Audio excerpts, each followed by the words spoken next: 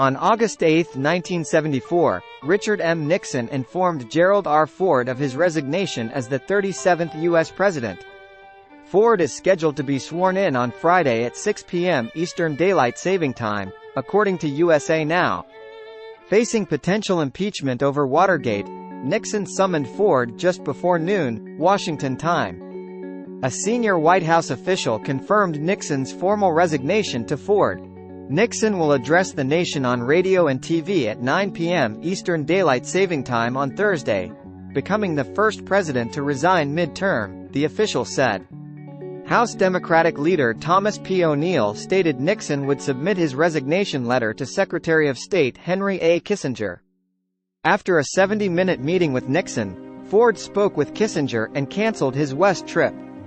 Under party and congressional pressure, Nixon decided to step down following Monday's revelations about Watergate. Ford, described as remarkably calm by his press secretary, discussed his inaugural address and initiated plans for his vice president and cabinet. Nixon's decision came after learning the House was likely to pass articles of impeachment, with around 15 votes in a Senate trial. Press Secretary Ronald L. Ziegler announced Nixon's televised address to reporters after the Nixon-Ford meeting.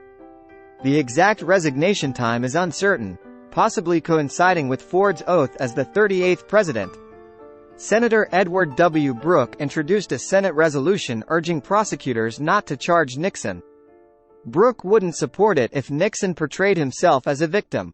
Outside the White House, crowds awaited the final word on Nixon's fate, jamming the switchboard with calls.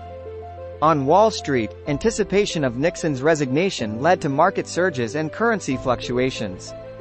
Ford began his day awarding posthumous medals of honor, leaving the ceremony at Blair House to meet with Nixon.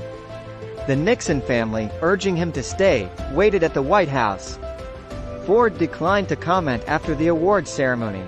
Reports, not denied by Ford's aides, revealed Ford's transition plans on Monday, coinciding with Nixon's tape releases.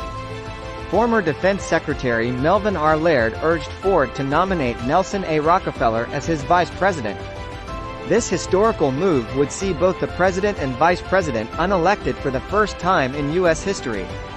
Brooke's Senate resolution faced Democratic opposition. Senator Barry M. Goldwater stated Nixon couldn't count on more than 15 Senate votes. Ford postponed a Republican fundraising telethon in Los Angeles due to the fast-changing situation in Washington.